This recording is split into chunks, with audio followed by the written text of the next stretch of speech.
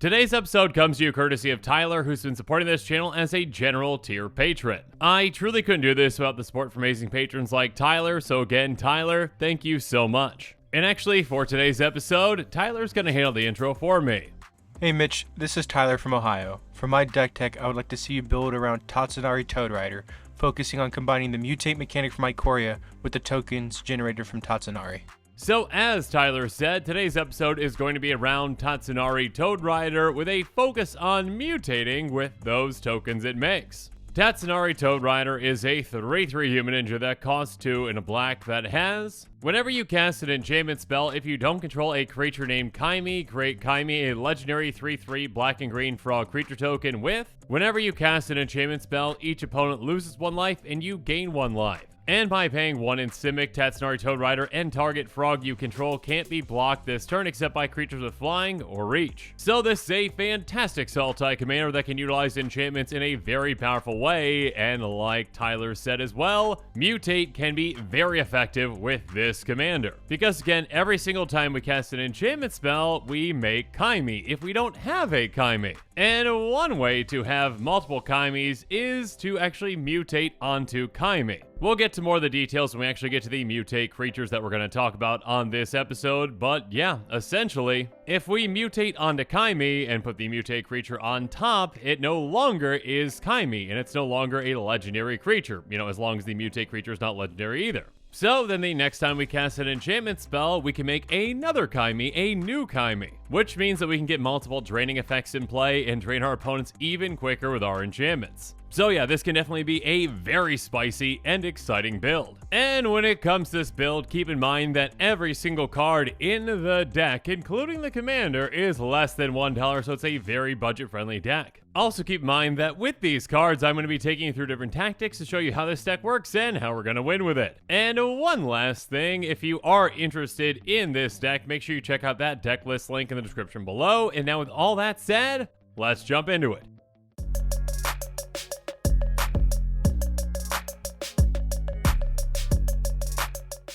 First up, there's Wayfarer's Bauble, which we can pay 2 to tap and sacrifice to get a basic land into play tapped. Another great turn 1 ramp spell though is Search for Tomorrow, which has to spend 2 for a green, so we get a basic land into play untapped. And then on turn 2, we've got some more great ramp spells with Rampant Growth, which gets a basic into play tapped, and Edge of Autumn, which does the exact same thing as long as we've got 4 or fewer lands, or we can cycle it away by sacrificing a land. And we can really take advantage of all these lands coming into play with Colony Heart Expedition. It has landfall.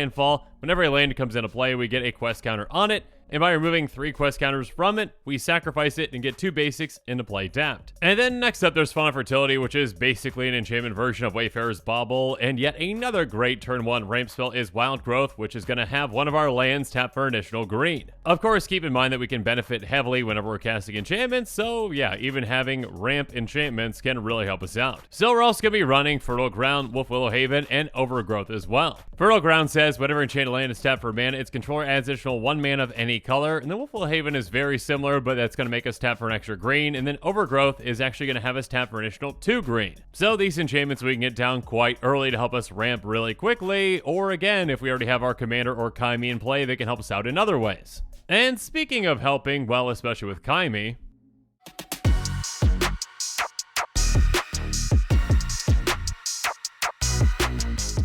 now let's talk about how Mutate can really help us out with our strategy. First up, let's talk about Migratory Greathorn, a great Mutate creature that can help us ramp as well. It has Mutate for 2 and a green, so if we cast a spell for its Mutate cost, we put it over or under target non-human creature we own. They mutate into the creature on top plus all abilities from under it. Again, Kaimi is not a human, it is a frog, so it is a legal target for mutate, so we mutate, say again, the Migratory Greathorn onto Kaimi. And when we do this, we're going to actually mutate it on top of Kaimi, so that Kaimi becomes, well, Migratory Greathorn, a beast that has, whenever this creature mutates, search your library, basic land card, put on the battlefield, tap, then shuffle your library. And of course, on top of that, it also has Kaimi's ability, whenever you cast an enchantment spell, each opponent loses 1 life and you gain 1 life. And actually, on top of that, it is now a 3/4 instead of just a 3/3, but really, most importantly, is that it no longer is Kaimi. It is just, Migratory Greathorn, a non-legendary beast. So the next time that we cast an enchantment spell, our commander says, oh, Kaimi's not on the battlefield, let's make another Kaimi. So essentially, by mutating, we can get around the legend rule in our commander's own trigger in a way to ensure that we can just keep making more and more Kaimi creature tokens, which we then can mutate onto as well to ensure that we can keep making more and more Kaimis to drain our opponents even quicker. And of course, get whatever mutate benefits we're going to be getting from these awesome creatures. Next up though, there's Parcel Beast, which has pay 1 tap, look at the top card of your library. If it's a land card, you may put it on the battlefield. If you don't put that card on the battlefield, put it in your hand. So either some great ramp or again, some great card advantage with this. Next up though, there's Auspicious Sterix, which has mutate for 5 and a green. When it mutates, exile cards to the top of your library to the exile X permanent cards or X number of times this creature is mutated.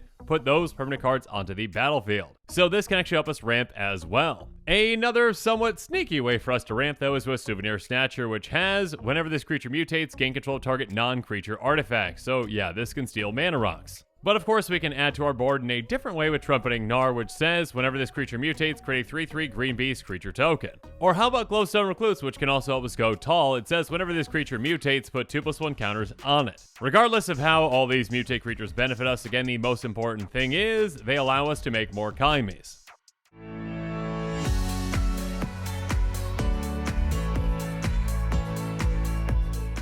So of course, we're nowhere near done with our mutating creatures just yet, so let's talk about Dirgebat, Chittering Harvester, and Cavern Whisperer. Dirgebat has, whenever it mutates, destroy target creature or planeswalker an opponent controls. Whereas Chittering Harvester says, whenever this creature mutates, each opponent sacrifices a creature. So each of these can be great ways to take out our opponent's armies. Because again, if we need to mutate onto the same creature for that effect again, we definitely can do that. Or how about Cavern Whisperer, which says, whenever this creature mutates, each opponent discards a card. So we can not only hit our opponent's boards, but also their hands as well. But speaking of hitting their boards, let's talk about Gem Razor, which has, whenever this creature mutates, destroy target artifact or an enchantment an opponent controls. So this can help us get rid of a pesky permanent in play. Speaking of which, there's Sawtoss Demolisher, which says, whenever this creature mutates, destroy target non-creature permanent, its controller creates a 3/3 green beast creature token. So there is somewhat of an exchange for that. Again, they get a 3/3, but that's really no big deal when we can utilize this to take out some very powerful permanents. Next up, there's Pouncing Shore Shark, which says, whenever this creature mutates, you may return target creature an opponent controls to its owner's hand.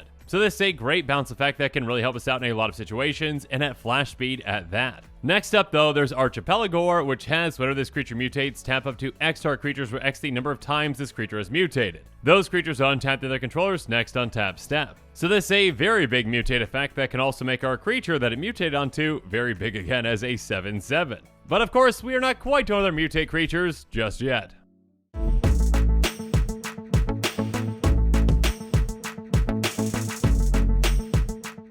So now let's talk about some mutate creatures that can benefit us further with Sea Dasher Octopus, Dreamtail Heron, and Mind Leecher. Sea Dasher Octopus has Flash, and whenever this creature deals combination to a player, draw a card. Whereas Dreamtail Heron has, whenever this creature mutates, draw a card. And then there's Mind Leecher, which provides us card advantage in a different way. It says, whenever this creature mutates, exile the top card of each opponent's library face down. You may look at and play those cards for as long as they remain exiled. So we can even utilize our opponent's cards against them. But we can also get our own cards back with Boneyard Lurker. It says, whenever this creature mutates, return target permanent card from your graveyard to your hand. Or how about a more specific way to recur things with Otrimi the Ever Playful, a 6/6 with Trample that says, whenever this creature deals combination to a player, return target creature card with Mutate from your graveyard to your hand. So yeah, each of these can be great ways to recur important cards in this deck. But finally, we've got Insatiable Hemophage, which says, whenever this creature mutates, each opponent loses X life, and you gain X life where X the number of times this creature is mutated. So this can actually drain our opponents pretty well if we keep concentrating on this one.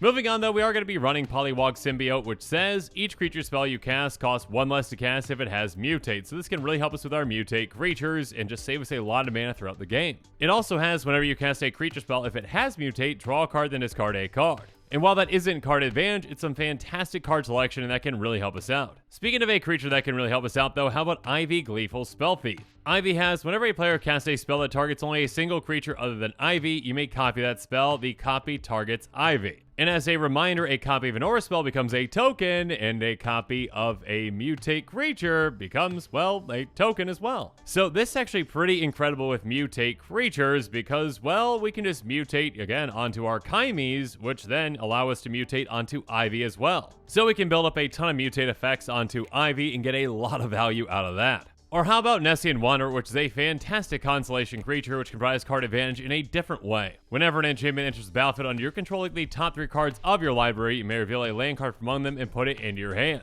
So this can grab us a ton of lands off the top of our library, ensuring that we're never going to miss a land drop. And speaking of cards though, we've got plenty of great ways to draw a lot of cards with cards like Curiosity, Keen Sense, and Sixth Sense. Each of these basically do the exact same thing for this deck's purposes. Essentially, whenever enchanted creature deals combat damage to an opponent, we draw a card. And keep in mind that, yes, we do have some evasive creatures in the deck, including some mutate creatures, so yeah, some of our Chimes can become evasive, but of course, on top of that, our commander can make it self-evasive as well. So typically, we're going to be able to get through on at least one opponent, and of course, on top of that, keep in mind that these are enchantments for just 1 mana, which of course can be fantastic in this kind of a deck to help us get out more Chimes, and also to drain our opponents even quicker. But speaking of enchantments that can provide us card advantage, let's talk about Fecundity, Moldavine Reclamation, and Underworld Connections. Fecundity says whenever a creature dies, that creature's controller may draw a card. Again, we're going to be making a lot of copies of Chime, and we've got plenty of other creatures as well, so yeah, we can get a lot of card advantage out of this. But as for an enchantment that only benefits us, let's talk about Moldavine Reclamation, which says whenever a creature you control dies, you gain 1 life and draw a card. So the life gain is nice, but of course, more importantly, this provides a lot of card advantage throughout the game. And of course, we can utilize that life and the life gain with Chime as well with Underworld Connections.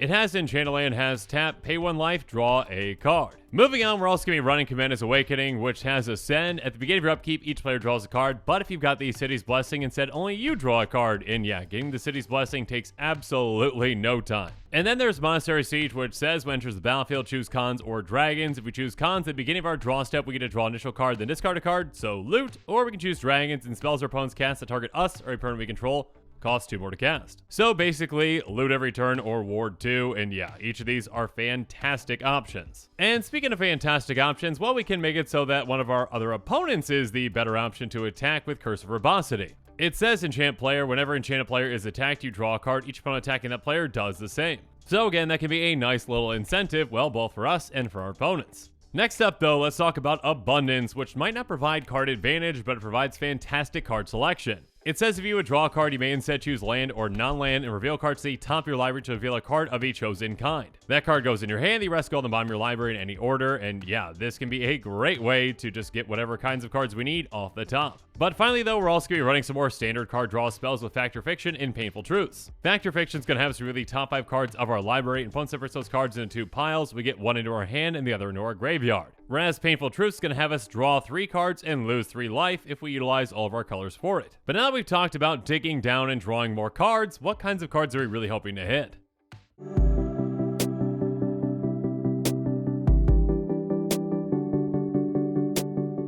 And the first card I'm actually going to bring up is the Golden Pig of this deck, which is the #1 card ever 99. And the Golden Pig for this deck is Endless Evil. Endless Evil is an enchantment aura that costs 2 and a blue, and it says enchant creature you control at the beginning of your upkeep, create a token that's a copy of enchanted creature, except the token is 1/1. On top of that, when an enchanted creature dies, if that creature was a horror, return Endless Evil to its owner's hand. So this enchantment, like, all of our other enchantments, can be a great way to get a trigger off of our commander, or of course our Chime, or should I say Chimes. But of course, more importantly, by putting this onto one of our, again, non-legendary Chimes that has been mutated, we can keep making more and more token copies of it. Now, those tokens are only going to be 1/1s, but that's completely fine with us because, well, what we really care about, again, is that trigger. Whenever you cast an enchantment spell, drain each opponent 1. So this can be an incredible way to add to our Chime army. And yeah, if that one's not dealt with, this can get really out of control. So for that reason, this is the Golden Pig of our deck. Now, although we can't utilize that recursion, for the second part on Endless Evil because we don't have the right creature types, we can utilize recursion on other auras in different ways, like with Whip Silk and Shimmering Wings. Whip Silk is a very simple aura that costs a green, and it says enchant creature may block as though it's flying, so yeah, reach, but more importantly, we can pay a green to bounce it back to our hand.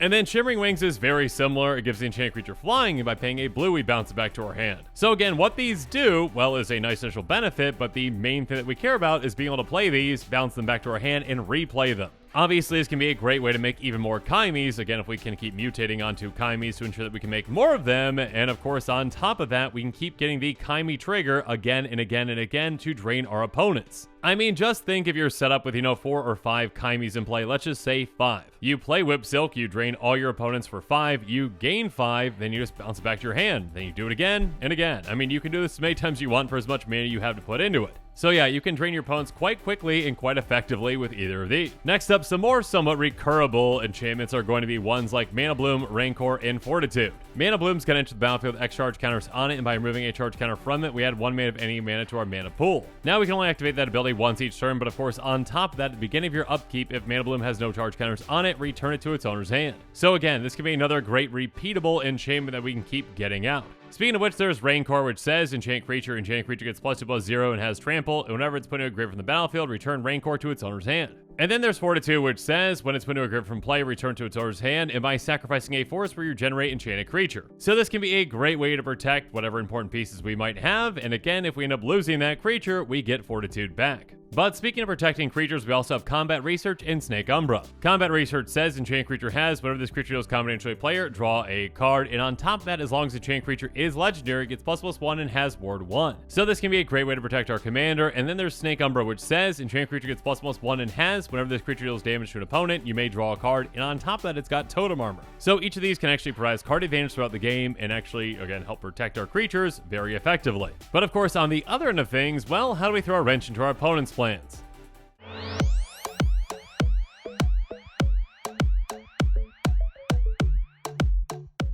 And of course, we can even do so with some enchantments like Witness Protection. It says enchanted creature loses all abilities and is a green and white citizen creature with base power and toughness 1/1 named Legitimate Business Person. And then in a somewhat similar way, we've got Kasmina's Transmutation, which says enchanted creature loses all abilities and has base power and toughness 1/1, and Frogify is very similar to that. Enchanted creature loses all abilities and is a blue frog creature with base power and toughness 1/1. Regardless, these are great ways to basically take out creatures, and also again, they are enchantments, so keep that in mind with our triggers. So we're also going to be running Chemist Transformation, which says when it enters the battlefield, draw a card. Enchanted creature loses all abilities and is a green elk creature with base power and toughness 3/3. And outside of enchantments, we also have Aether Gale, which can help us just bounce a ton of things, return 6 target non-land permanents to their owner's hands. But with all our enchantments, we can also take advantage of other constellation triggers with cards like Doomwake Giant, Thought Render Lamia, and Grim Guardian. Doomwake Giant says whenever it or another enchantment enters the battlefield under control, creatures your opponents control get -1/-1 until end of turn. Whereas Thought Render Lamia punishes our opponents in a different way. Whenever it or another enchantment enters the battlefield under control, each opponent discards a card.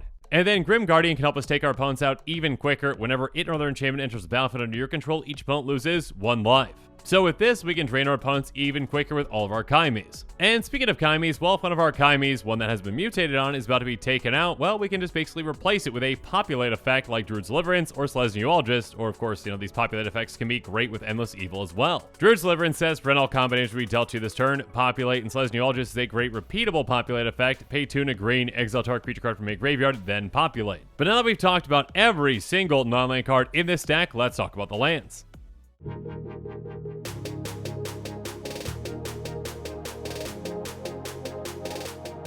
First up, we've got Command Tower, Opulent Pounce, and Path of Ancestry, which can tap for any of our colors, and Exotic Orchard, which can do so most of the time. Next up, we've got Ash Barrens with basic land cycling, and Evolving Wilds and Temporary Expanse, both of which we can sacrifice to go get a basic and a play tapped. And speaking of going to get basics, we also can get certain ones with Broker's Hideout, Maestro's Theater, Riveter's Overlook, and Obscura Storefront. And we can actually utilize some more lands to even ramp us with Mirror Landscape and Blighted Woodland, and we can actually use a land to actually make a copy of a creature that we have with Lejara Mirror Lake. Moving on, we've got our temples with Malady, Mystery, and Deceit, each of which enter the battlefield tapped, have a scry 1, and they can tap for one of our 2 colors. And finally, we're going to round this deck out with some basics with forests, islands, and swamps. But now that we've talked about every single card in this deck, let's talk about the price.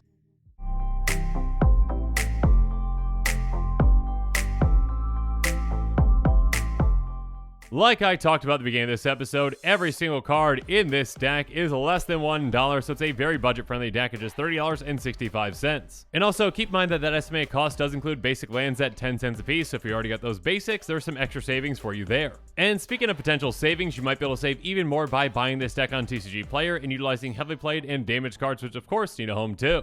Though do keep in mind that this estimated cost does not include the cost of shipping, which might vary depending upon where you live. And with that, this show is coming to a close, so it's my turn to hear from you. So in the comments below, let me know what your thoughts on this episode are, and as always, thanks again and have a good one. This show and episodes like this one are possible thanks to viewers like you. If you're looking for an easy way to help support this show, make sure that you like, share, and subscribe. Also, hit that bell notification icon so you don't miss any new episodes. You can also go check out our playmats and other merchandise at thecommandersquarters.com. We also have a ton of brand new t-shirt designs in stock, so make sure you check out those as well. Another easy way to support this show is with our TCG Player affiliate links. So whether you're buying a deck or individual cards, you can use this general link right here or one in the description. And the final way that you can support this show is by supporting us directly by becoming a patron. There are many benefits to being a patron, and I truly couldn't do this without all of their support.